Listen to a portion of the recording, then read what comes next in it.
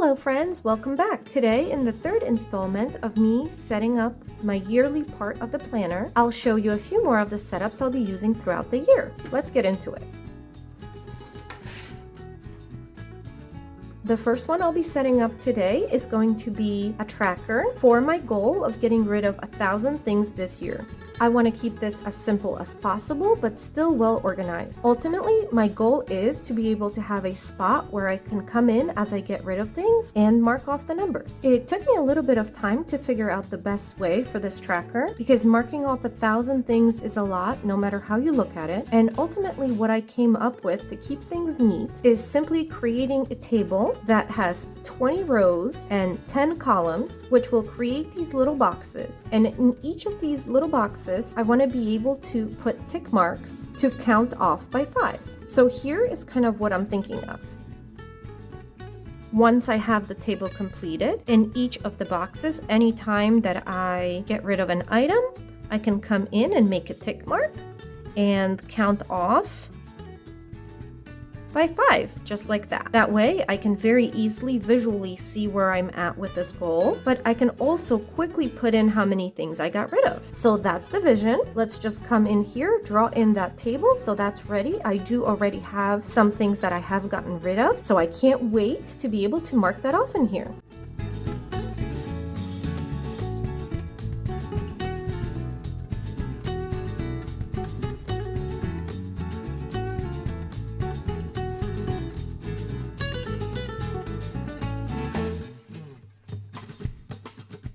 All right, here we have the table all drawn in. Again, we have 20 rows with 10 columns, which makes for 200 boxes. Each box is going to have room for 5 tick marks. So 5 times 200 gets us to that 1,000. Last thing I want to do is I want to use my sticker sheet with letters and numbers just to give this a little title.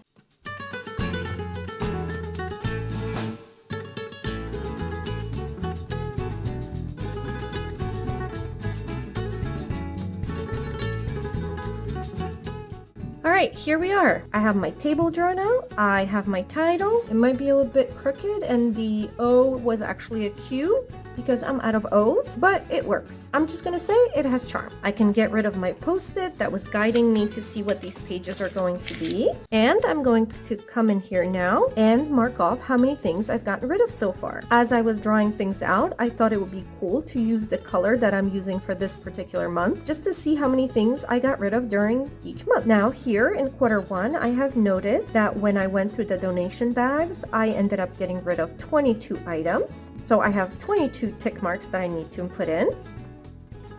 Okay, so here I have 22. Since then, I have actually gotten rid of 2 more clothing items that were worn out. So I'm going to add 2 more. Now this tracker is current. I am actually working on organizing and decluttering my pantry, so I know there'll be many more things that I'm gonna get rid of from there, and it'll be perfect because I'll have a place to note that. If you want to see more on that, come back for my Wednesday video when I check in with my goals. All right guys, now that I've taken a few minutes to really plan things out, here is what I want to do. I want to divide each page into 3 spaces. I want to allow a space for a photo from the place I'm visiting, as well as a little area for a description or some notes, because I don't really know how large I'll want my photos or how much space I'll prefer to have for notes. I'm just going to do a very general outline of where I want to place each photo to designate the spots for each of the places.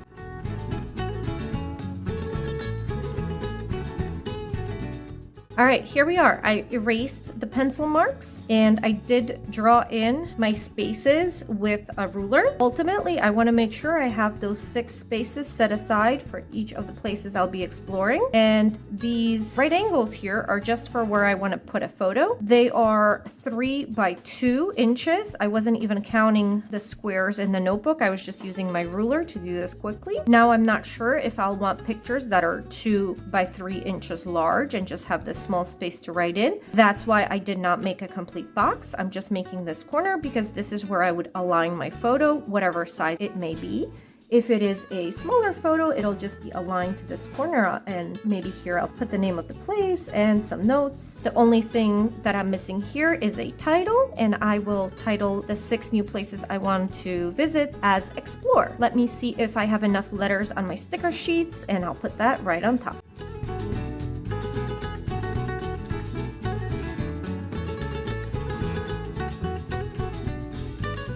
All right, here's the finished product. It's not complicated at all, very simple, very functional, and hopefully fun to fill in and then look back on. All right, next I'll show another very simple and easy setup. The purpose of this is just simply to designate this page to working on a particular goal, in this case, the goal of starting therapy. All I'll do here is just put a border around the page and title it so I have the space necessary to make any notes or plans, research, whatever it is that I need for this goal.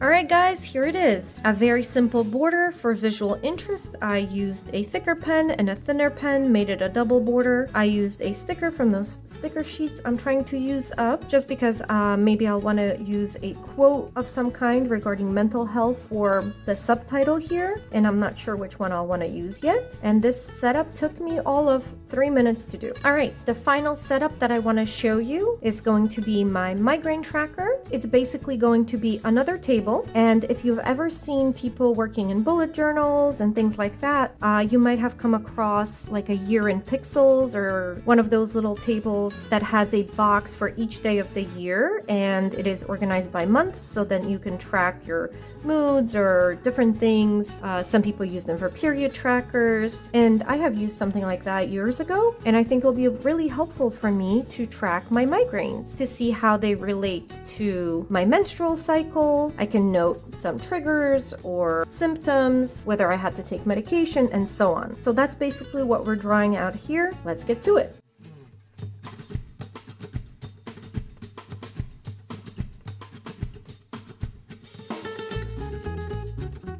Okay, so here I have the columns for each of the months of the year, starting with March, just like my journal starts with March. They are different lengths because of the different number of days in each month. I did make a little mistake here in February, and I did not stop at where my mark was. I have some pencil guides here that I'll erase afterwards. The only thing to do is to go in and make rows for each day of each month.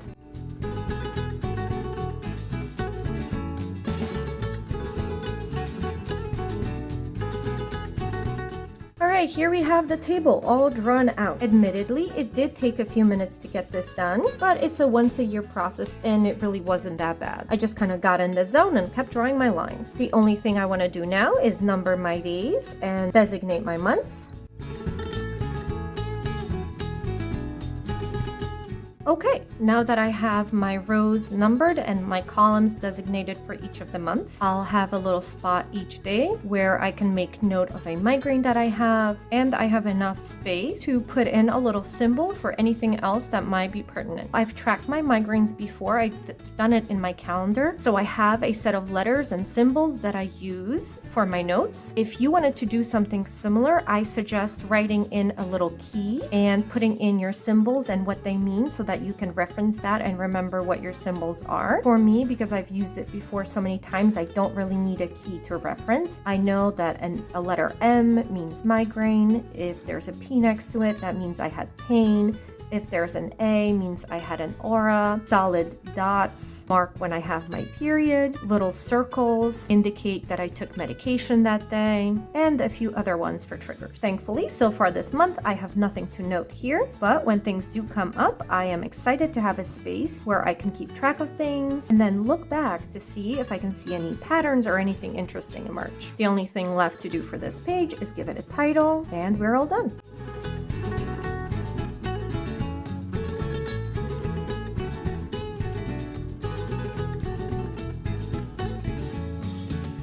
All right, here we are. I did have a funny moment of confusion as I was putting down the letters, and I don't know if you've ever experienced this, but I was repeating the word in my head, and suddenly I started to doubt how it's spelled, and I thought I was misspelling it. I actually had to run over to my computer just to check the spelling to make sure I'm not writing something weird, but after thinking about it and saying it so many times in my head, it looks weird to me right now, so I got my own brain confused. Anyway, I am done with this setup. It may have taken a bit of time to draw out, but it's pretty simple and very functional. All right, guys, that's it for today. I am that much closer to finishing up my yearly setups. I only have a few things left to do, and I'll show you that next Friday in my last video from this series of how I set up my yearly pages. Thank you so much for watching, and I'll see you in the next one.